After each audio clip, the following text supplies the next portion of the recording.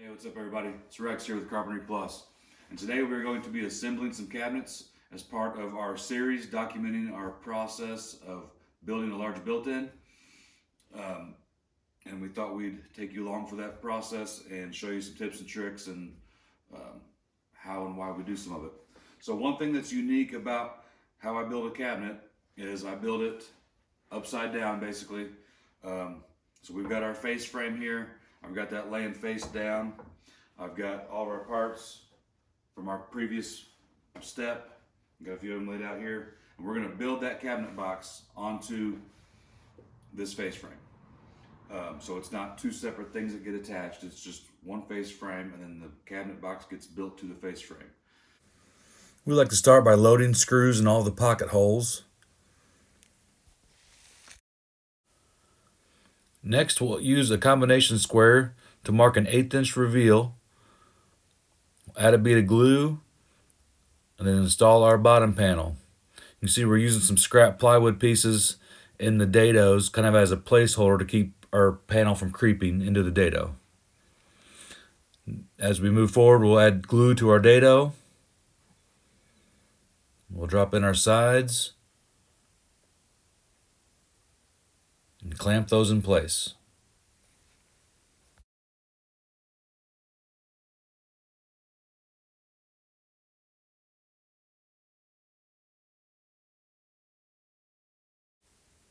With the sides in place, we'll add our stretchers using a couple blocks to help hold things in place.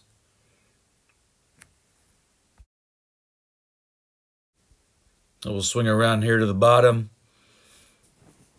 double check our measurements and secure that bottom panel to the sides.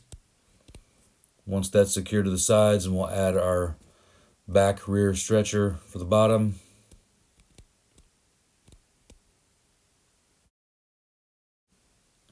And we'll secure that bottom panel to that rear stretcher. And we'll swing back around to the top to add another stretcher to the front. Forgot to do this while we were already here. All right, now that we've got the cabinet assembled, we'll do a quick walkthrough while it's still laying on its face. You can see down here we've got our side panels in the dados. Those are glued and clamped.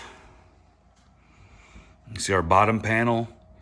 It's got pocket screws on all four sides, screwing into the face, both sides, and the back stretcher.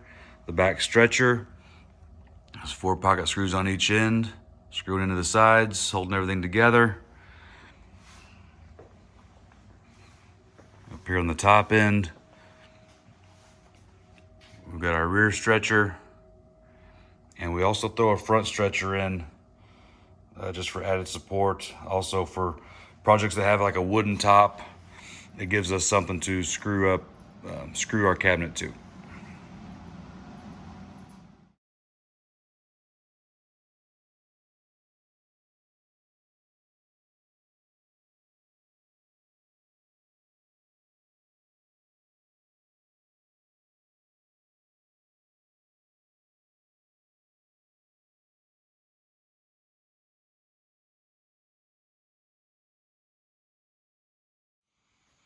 All right, I just want to take a moment to address the dado benefits.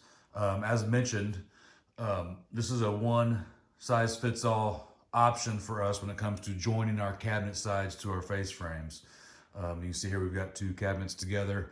The side frames are fit into those dados, so they're glued and clamped, and there's no fasteners needed. So another benefit though is the gap that it gives you between the cabinets. So the face frames can fit tight, but the gap between the cabinets can be adjusted. So say your wall is a little bit out of perfectly straight, and you can still fit your cabinets to the wall, still do whatever shimming you need to do. But if you've got some minor irregularities to deal with in your wall, you can still do that and still have your face frames together. Now I know in a perfect world they say you should always have those cabinets perfectly straight, but we don't live in a perfect world, and I've never installed cabinets in a perfect environment. It's always got these irregularities to deal with, and having this added little bit of flexibility here is extremely beneficial at times. So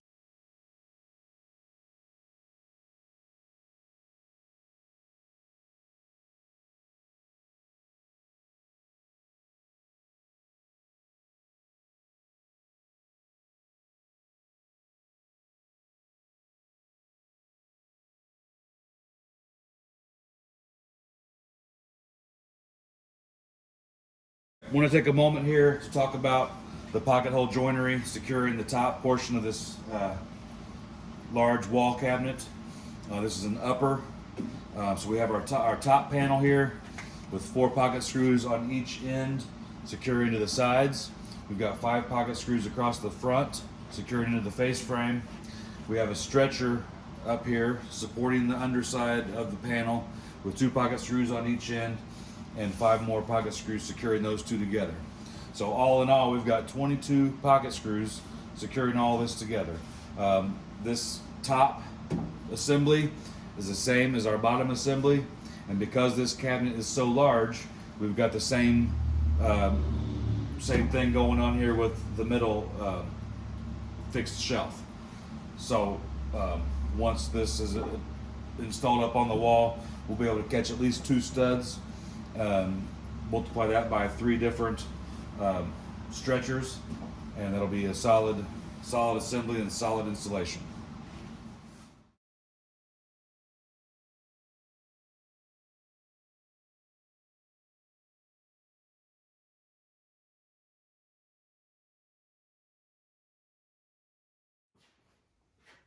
All right. Well, we've got some cabinets in the shop, which is a good thing. So at this point, we have executed our cut list. So we have cut up our solid wood, cut it to length, made our face frames, cut up, I think it's 8 sheets of 3/4 inch maple plywood for all of our cabinet parts. And all of that stuff has been cut, prepared, and now assembled. And we are ready to move on. So from here, like I said, there's still lots to do. We got shelves to make, we got backs to put on some of these cabinets, doors to make, and a number of other details. I've got a 3-part crown molding build up we got to do for this one. And we got our butcher block that we'll be making our desktop with. So lots of stuff still to do.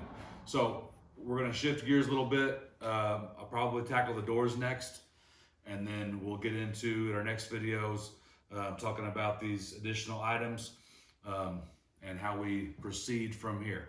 So again, thank you for watching. Hope you're enjoying the series so far. Feel free to give me some feedback, and be sure to subscribe. And again, thanks for watching.